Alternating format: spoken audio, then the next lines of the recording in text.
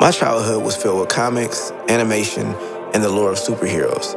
But all too often, I didn't see the faces that looked like mine as the lead characters. Subconsciously, this has an effect on the mind of a child, more so than an adult, because you are just beginning to make certain psychological connections with images which begin to define your reality. Now, today at the World Beat Center, we got the opportunity to witness something completely different from what I was used to. An entire group of melanated artists, storytellers, animators, who are all helping to open up doors for more people of color to flourish in a space that we've always been a part of, but now we're able to step more into the driver's seat, tell our stories, and create on the highest levels. Outside of the event, we battled the sound of the live panel to speak with Brandon Michael, illustrator, artist, and bass player, about his comic, which immediately caught my attention because it's set in Detroit, where the main character leads a double life that leads to a life-threatening situation and his ultimate awakening. First of all, my name is Keith Jones. I am the creator of the Power Knights, grew up in San Diego, and we ended up out here through the Navy. I only brought that up because my father would go overseas and come back with all these comic books, and he accidentally turned me into a comic book fiend. And so I went from fan to creator, and this is my first book. Now, this story is about former tyrants who have an opportunity to be heroes. They were originally forced by a spell to conquer worlds for this king. So they'll go around to different planets conquering, using their powers to conquer these different worlds. Eventually, they broke the spell, but they were not absolved of their crimes. So they were sentenced to death by being sent into a black hole. However, they came to the other hand into our universe. So here they are, they're on Earth, they're free. They remember all the horrible stuff they did, so they decided to make a pact with each other not to interfere with mankind. Black Comics Day is all about highlighting the contributions of Black creators and artists in the world of comics and entertainment. Unfortunately, we ran into some sound issues with the mic that I was using that day, so some of the audio wasn't clear enough to use. So here's a brief overview of some of the creators we had the privilege to meet. Ralph Ellis Miley brought us a creative collection of work from his Street Fury comics to Ragged Capes, as well as his New Visions anthology. These are all actually available too on Amazon.com, so if you want to go look them up, you can check them out there. So one of the creators that made me do a double take was the creator of a comic called The Fuck. Yeah, you heard me right, the comic is actually called The Fuck, and it explores the adventures of two strippers all about to come up. Mia Bunn is the creator who obviously has a great sense of humor, based a lot of her content on things she's seen from IG models and all of the fuckery that goes on in society. I really feel like she has something here with her concept. I love that she's creating content to get Gen Z to laugh at where the culture has actually gone. Maybe this will inspire people to think more about their choices before they become real-life caricatures of themselves. She also mentioned plans of turning these adventures into a cartoon in the future as well. Next, we ran into a brother who combined his skills as a chef with his love for marijuana and art with his major Chronic comic series. One of the things I liked about his concept was that not only could you be entertained with a great story for Chronic lovers, but you could also get you some edibles at the same time. So yeah, I'm a working artist, career artist. I draw comics and I teach comic art as well. Currently, I'm working on my own fantasy joint called Trinity Blade. I grew up in the Thundercat, He-Man, Conan, the Barbarian era, and I always wanted to try my hand at doing that kind of fantasy story.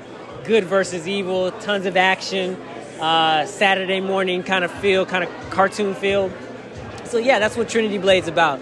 And specifically, I wanted a character that looked a little more like me. I wanted a character in a fantasy that was black, that was dark skinned. Because in a lot of fantasies, you don't see us represented well or at all.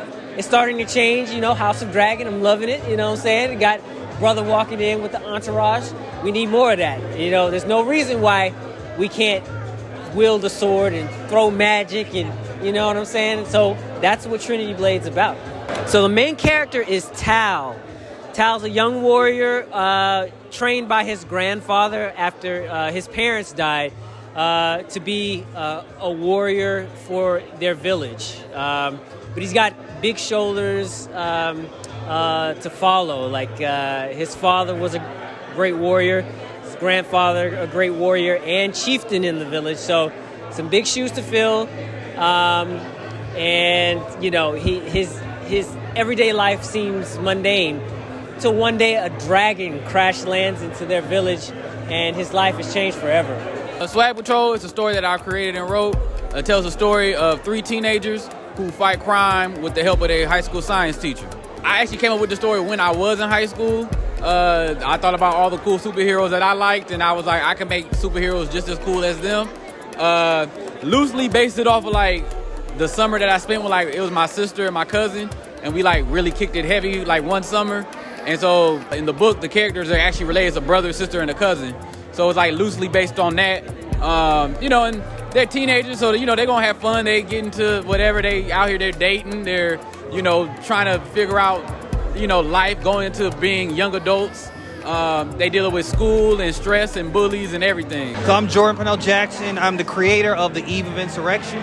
It's a science fiction series set in a world like today where corporations own everything, but they build these underground cities. And so you're looking at Lana Baker, the main character, and she's a philanthropist in this world, but she uses her family's wealth and technology to give back to other communities while fighting crime and leading a criminal syndicate. She's known as the Shadow Queen. So she uses her syndicate to steal from other corporations, fight other gangs to protect her territory, but she's been doing it for some years now. She's exhausted. She's like, I'm tired of doing this. Y'all are trying to adapt to change. So I got a plan, and I'm gonna change this myself. But I can't tell you what or how she does it. You got to find out when you read. So this is just issue 1 of a 7-part series. So every issue is a day leading up to this insurrection. Yo, what's up? My name is Marcus D. Newsom, and my comic book is Lightning Strike. Lightning Strike is about a 17-year-old kid that was struck by lightning during a high school football game and was knocked into a coma. In his comatose state, he sees these hieroglyphs in the form of graffiti, actually explaining to him why he was struck by lightning, and about his newfound abilities, also about these super-powered creatures that's going to rise from the shadows and cause chaos throughout the world and eventually destroy it. Robert Roach, born and raised in this foreign country called Indiana. The name of that illustration is Our Family Tree. I wanted it to be inclusive. It features 3 men born in Africa and 3 men born in the United States who were all prominent in the 20th century, who had significant influence on societal changes that were way, way, way overdue. An illustration that I did for the Bernie Wrightson art tribute book. It's an art book that was executed by a bunch of excellent illustrators, and I'm glad to be included among them, that benefits Bernie's family. I mean, the book that you're looking at is $45 for all kinds of excellent artists' illustrations in honor of Bernie Wrightson, upon whose shoulders we're all standing. My name is Andre Owens, and my company is called Hero Unlimited, Hiro Unlimited, and I do a whole bunch of different books. The first book I do is called Force Galaxies, a sci-fi superhero book that's got 3 stories in each issue. It's issue 1, issue 2, and issue 3. Then I do an autobiographical book called The Stone Age about a phone store I worked at on Melrose in the late 90s. It's very fun. It's a lot of adventures. And then I do The Sisters of Power about an all-women's detective agency on Earth's rebellious moon. And then the Milky Way Defense Marines is about space marines. And the one I have the most fun doing are the Bovine League. So here's Bovine League number 0, number 1, and a standalone issue. And they're about genetically altered superpowered cows from Switzerland. So I'm an artist, educator, and publisher. So I like to start down here. I'm a political cartoonist. And these are 2 of my political cartoon books. One of them is about Barack Obama and his legacy. So it begins with his presidential campaign and how he got elected to be president and all the challenges he had. My second political cartoon book is called Pandemic, Race, and the Media. So it deals with the pandemic, the year 2020, a racial injustice, and I even have a section in the back about the Tulsa Massacre. I am Dork Empire Inc. That's my little label. I self-publish my comics. I write and draw all these books here. I have a couple books that are sold out at the moment that I don't have on a table. I do a shared universe of characters. For example, Agent Wild is in the modern day of my universe. And then Dreadlock the Barbarian is my newest book. This is my first show with that book. Dreadlock is in the future era of my shared universe. So my name is Jess Avick, and this is my first time having a solo booth. But I've come here last year with Fantasy Art Comics that was across the way. I've worked with half the people in this convention. I usually do like a lot of lettering and coloring for people, but this time I wanted to do like a solo. So for the first thing that I have is my coloring book, Mosaics, and the inspiration behind it was my sister, who's 17. She has autism, and she has a lot of struggles. So one of the few things that gives her solace and helps her focus is coloring. So I wanted to like make a coloring book just for her, dedicated to her. So that's where that came from. So a year later, here it is. And for my comic books that I brought today, I'm part of a team on this one, and it is Roaring Sunset Studios. Essentially, it's runaway DC and Marvel artists. The inker who did the inks for this series inks Superman for DC, and the colorist does the colors on Deadpool for Marvel.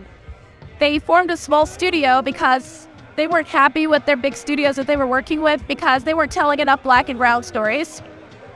They're Muslim, and it's a very colorful team, and they wanted to invite me on to do letters. I was super honored.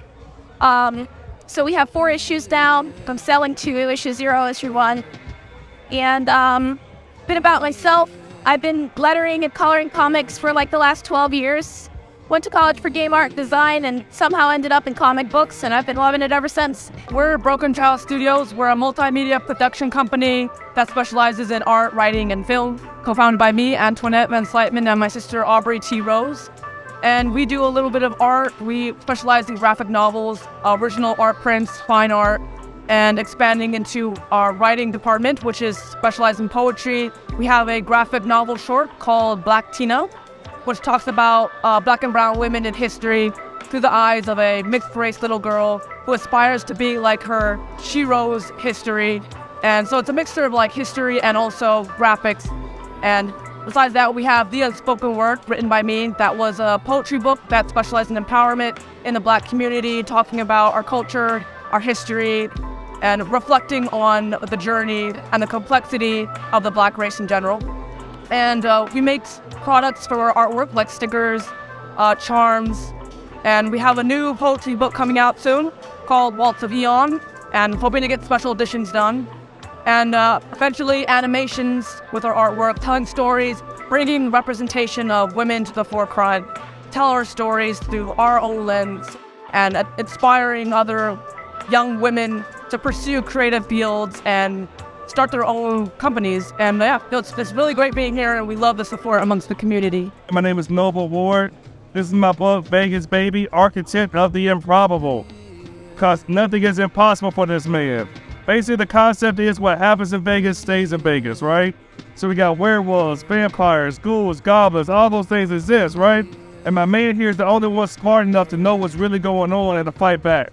He does it all with his human intuition, his human knowledge, and the power of his own mind. So he doesn't have any powers, and he uses all that stuff to combat the things that go bump in the night and protect the normal men in Las Vegas.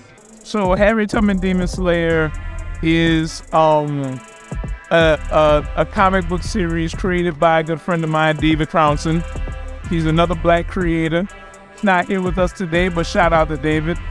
It is about Harriet Tubman, our wonderful ancestor. And in this particular narrative of her, while ferrying slaves to freedom on the Underground Railroad, she's also a badass demon slave. Pax Sampson is one of our newest books with Oni Press and Simon & Schuster. It's about Pax, who is a budding chef who's born of a family of superheroes, and they want him to go into the family business, but Pax is not so sure. So yeah, we kind of do a lot. I'm also a freelance illustrator, so I draw and basically work on most of the work here. And, making it work. Welcome to Wingless Comics. I'm Brian J. Lambert, owner, founder, creator. And so our Wingless timeline starts initially like 400 years ago with our title called Immortalis. And Immortalis is the story of the fall of the last Roman outpost. And so when that outpost falls, when Constantinople falls, basically that opens the door for evil to take control of the world, which leads us into the present, where Justice, who is the left hand of God, an angel, he descends to earth to kind of try to right those wrongs. The only problem is that once he gets down here, he realizes that the line between good and evil is not black and white. It's about perception. There is a lot of gray, and he's got to grow and learn what his ultimate purpose is. We've also sold out at this point of a comic called Her, written by Malachi Bailey. And Her is an immortal that in each life she has after she dies and returns, she has new powers and a new persona. Right now she's a water elemental, and she's got to figure out, again, what her place is in the world and how to interact. And then our last one is Nightfall here, where Nightfall is a crossover that we did with another company called Constant Hustle Comics. It's a 5-issue limited series, and basically all of our heroes have to get together because the ancient secret society, Ouroboros, is trying to bring the Egyptian world-eating serpent back to life and destroy all life. So it's big action adventure. It's kind of the larger-than-life popcorn stuff, and it really is inclusive of everything that like Wingless does. You've got the darker tone with Justice. You've got the hopeful tone with Her. You've got the history with Immortalis, and you've got the adventure with Nightfall. That's where we are right now. We're moving into 2023. We're going to have a few more titles that we're releasing, to include Scarlet Knight and Avery the Astonishing, and we'll be back on the miniseries scene next year in 2024 with Paradise Lost. All right, so we're clearly living in a time where we have the ability to take our creativity to another level. I mean, just look at me. I hope that events like Black Comics Day will continue to inspire and uplift our youth and communities, and that we'll continue to see more positive and accurate representations of melanated people in media and entertainment. If you made it this far, then I'm sure you see the importance of melanated creators creating the balance for youth in their own communities. In any story, you can only get the most accurate interpretation from the source. Now, we all seen the numbers that Black Panther was able to do with the help of Ryan Coogler to direct a film that was truly a first of its kind when it came to Black superheroes, and even almost an all-Black cast. Now, when it comes to big studios and corporations, creativity has its limits, because when money is involved, only the narratives that are actually in the interest of those companies tend to be greenlit. But that's a completely different story. If you enjoyed this video and you would like to see me create more content like this, consider supporting the channel on Patreon, where I'm able to share more in-depth content, tutorials, and other things that I'm not able to share here, as well as watch the creation of our animated series, The Other Side of Paradise. We're going to show the entire process, as well as how we are combining high fashion and music to create a well-rounded experience that will take us into our own metaverse one day soon. Until then, check out these other videos that I'm pretty sure you'll enjoy. Peace.